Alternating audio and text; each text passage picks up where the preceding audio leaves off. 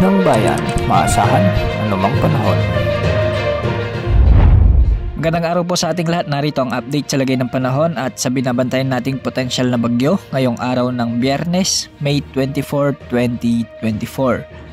Maliwalas na panahon ang aasahan ngayon sa malaking bahagi ng bansa dahil sa umiiral pa ring easterlies, samantalang maulap hanggang sa maulang panahon naman ang mararanasan ng maraming lugar sa Visayas at Mindanao dahil sa minomonitor nating potensyal na bagyo. Posible bang lumakas ito bilang super typhoon? Ating aalamin maya-maya lamang.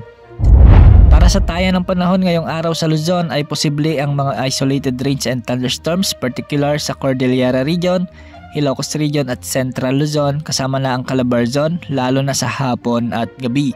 Magiging bagyang maulap hanggang sa maulap naman ang mga kalangitan sa bahagi ng Metro Manila at posible rin ang mga localized thunderstorms sa ilang syudad dito. Sa Visayas at Mindanao ay maraming mga lugar na ang nakararanas ng mga pag-ulan dahil sa trough ng sama ng panahon. Halos uulanin ngayong araw ang buong Visayas at Mindanao dahil sa bagyo na patuloy na lumalapit sa ating kalupaan. Samantala, ramdam na ang epekto ng sama ng panahon sa malaking bahagi ng Visayas at Mindanao ngayong araw na nasa karagatan pa rin sa kasalukuyan. Ayon nga sa forecast track ng Japan Meteorological Agency o JMA, isa na itong ganap na bagyo at posibleng lumakas pa na severe tropical storm ang peak intensity nito sa mga susunod na araw.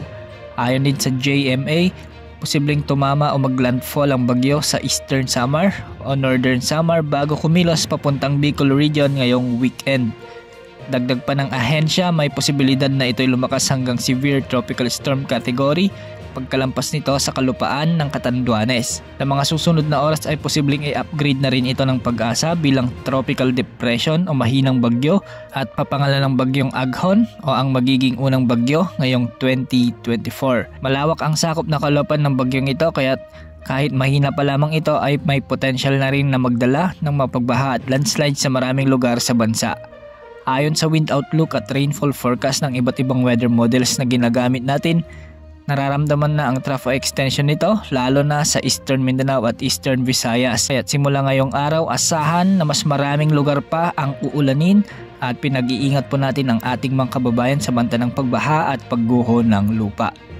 Ngayong araw ng Biyernes ay mas maraming lugar pa sa Visayas ang uulanin kung saan mas malapit na ito sa kalupaan ng Visayas. Ngayong araw nga rin ay tinatayang na sa mahigit kumulang 200 kilometers na lamang ang layo nito sa Eastern Samar, kaya asahan na mas magiging malakas pa ang mga pag-ulan na asahan at posible rin ang malalakas na hangin.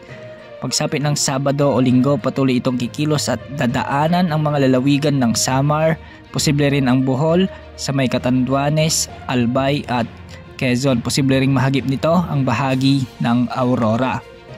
Pagsapit naman ng Linggo o sa Lunes ay posibleng kikilos na ito pahilagang silangan na direksyon o magre-recurve patungo sa Japan bilang malakas na bagyo.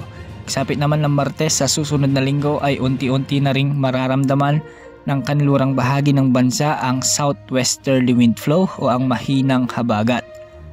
Dahil nga sa pagdaan ng bagyong Aghon, hihilain at palalakasin nito ang mahinang habagat na siyang magdadala naman ng maulap hanggang sa maulang panahon sa western sections ng bansa lalo na sa Palawan, Zambales, Pangasinan, La Union at Bataan. Ipapatuloy ang pag-ihip ng southwesterly wind flow hanggang sa susunod na weekend at bahagyang hihina pagsapit ng unang linggo ng Hunyo. Ito na ang magiging hudyat na papasok na tayo sa rainy season o tag-ulan. Pinapayuhan natin ang ating mga kababayan na bagamat mahinang bagyo lamang ang ating binabantayan ngayon, pinaghahanda pa rin natin ang lahat sa posibleng banta ng pagbaha at pagguho ng lupa. Huwag tayong magpakampante dahil bawat oras ay nagbabago ang galaw ng bagyo at nagbabago rin ang lakas nito. Sa ngayon ay patuloy natin itong i-monitor dahil posible pang magbago ang ipinapakita ng mga models. Yan ang update sa lagay ng panahon. Ito po ang weather update ng bayan, maasahan anumang panahon.